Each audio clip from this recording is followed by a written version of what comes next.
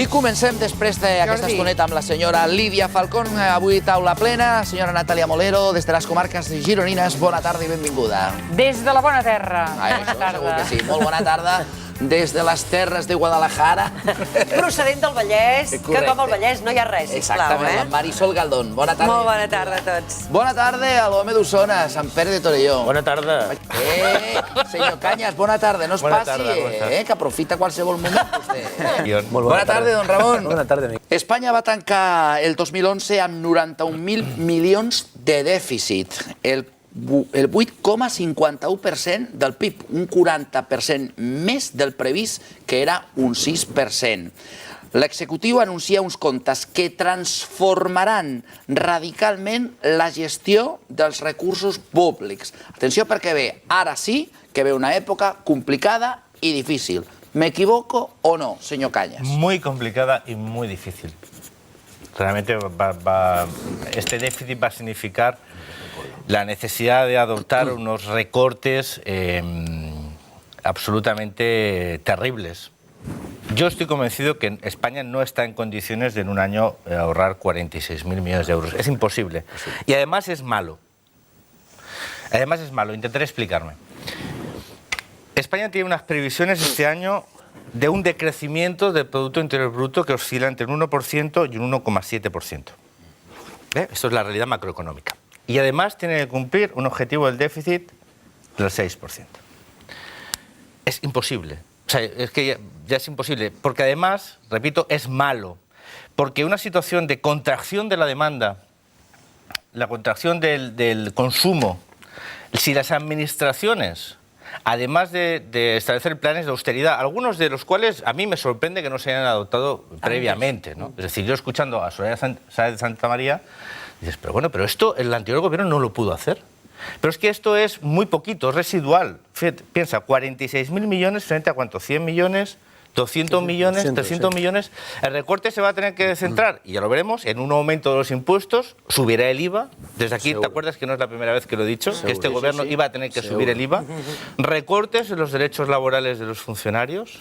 Recorte en el catálogo mínimo de prestaciones sanitarias. Ya lo han anunciado veladamente. Es decir, va a significar extrapolar lo que ha pasado en Cataluña al conjunto de España. Sí. Y aquí hemos visto en Cataluña como esas medidas prácticamente no han tenido incidencia en el déficit. Es decir, la austeridad y la racionalidad de las administraciones públicas tiene como sentido el ahorrar.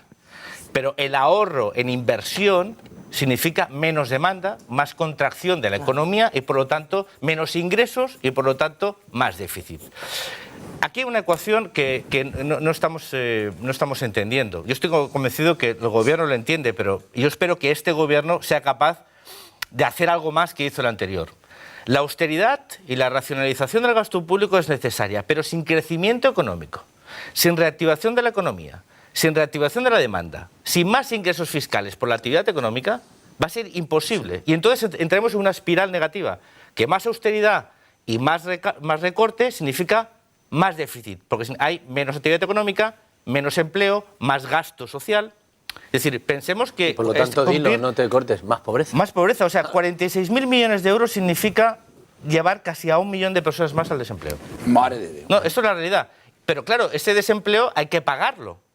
O sea, hay dos tipos de espirales. La virtuosa, que cuando hay crecimiento económico hay más ingresos, hay más actividad económica y hay más ingresos, y una espiral perversa. Yo creo que lo que está adoptando, la política que está adoptando Europa, obligando a cumplir unos déficits que están minando la actividad económica de determinados países, es un auténtico suicidio y puede llevar a estos países a una situación como Grecia. Y acabo.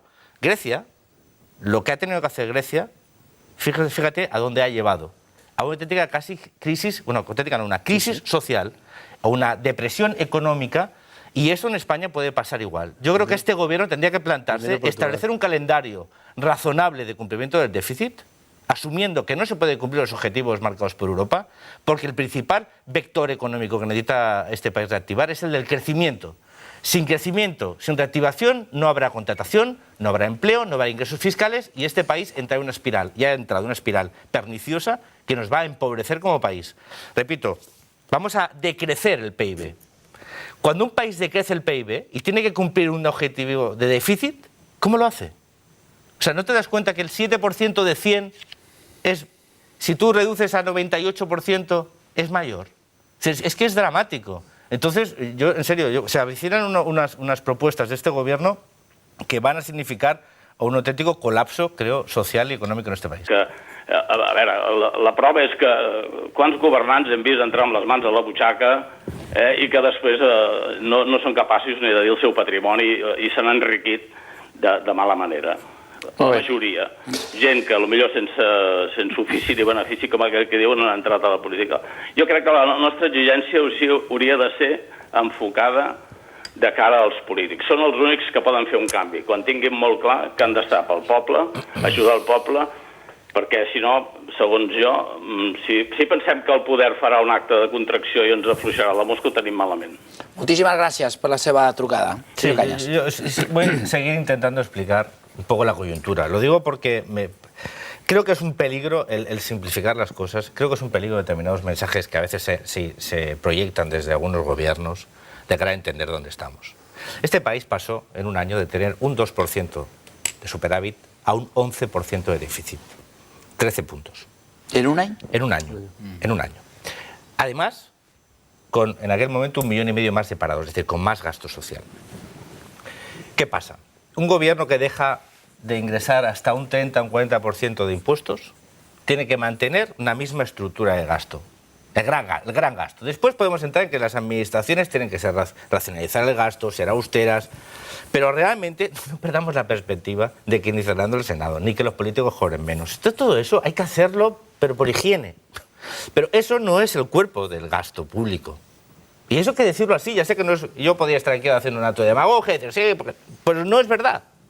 Los compromisos de gasto de una administración, eso es marginal. Que hay que hacerlo, pero es marginal. ¿Qué pasa? ¿Qué tiene que hacer un Estado cuando tiene menos ingresos y mantiene sus gastos? Endeudarse. Y aquí es donde está el cuerpo del problema.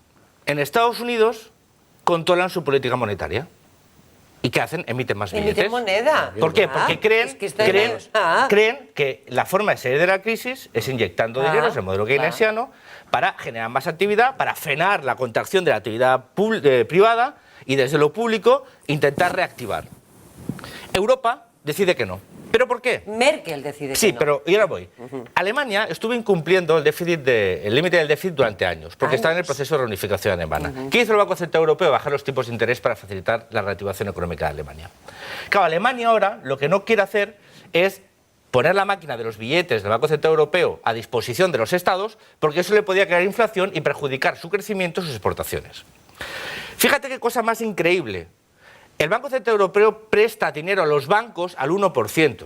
Que l'utilitzen per comprar Pero deute. los estados no pueden pedir dinero al Banco Central Europeo, tienen que ir a los mercados. Y los mercados aprovechan la prima de riesgo para estar pidiendo el 3, el 4, el 5, el 6, el 7, el 8, el 10 y el 15. Que prestan muchas veces esos mismos bancos que lo han recogido al 1%. Y entonces los estados, ¿cuál es el margen de actuación de los estados para poder financiarse? Ninguno. ¿Qué tienen que hacer? Reducir gastos, porque no se pueden financiar. En la Generalitat, el tercer departamento con más gasto es el del pago de intereses.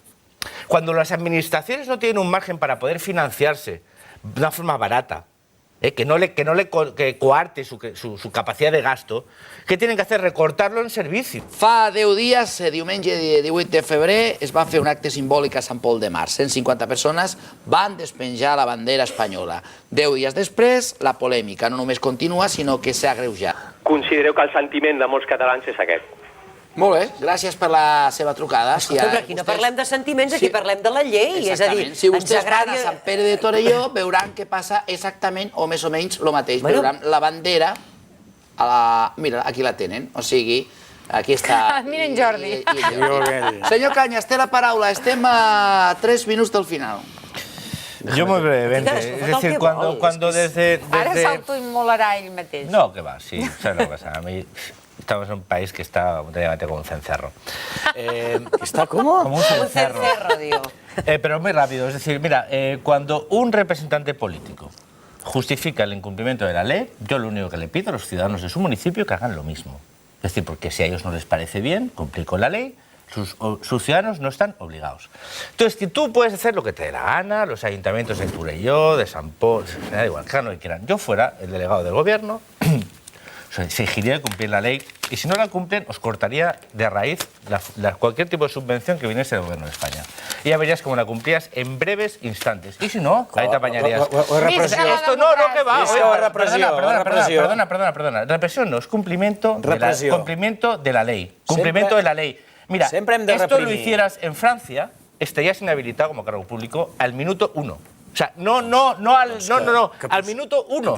Y si lo hicieras en Alemania, estarías inhabilitado como cargo público al minuto 0,5. Bueno, si lo hicieras en Estados Unidos, estarías en otro sitio. Es decir, crema una bandera americana públicamente en Estados Unidos. Es igual. Si ya te digo, yo lo único que digo y acabo es que las leyes están para cumplirse. Segundo, que los sentimientos son múltiples. Y cuando uno entra en una guerra de banderas, lo que tiene que estar preparado para que el día que alguien reaccione de manera similar. Mira, yo en un ayuntamiento que se permite que en un acto de aquelarre colectivo se asalte el balcón municipal al lado de la policía local, y no pase nada, y se permite que se queme una bandera de España por estos chicos de la gasolina, que por ahí por la Cataluña interior pues hay tantos, pues fenomenal.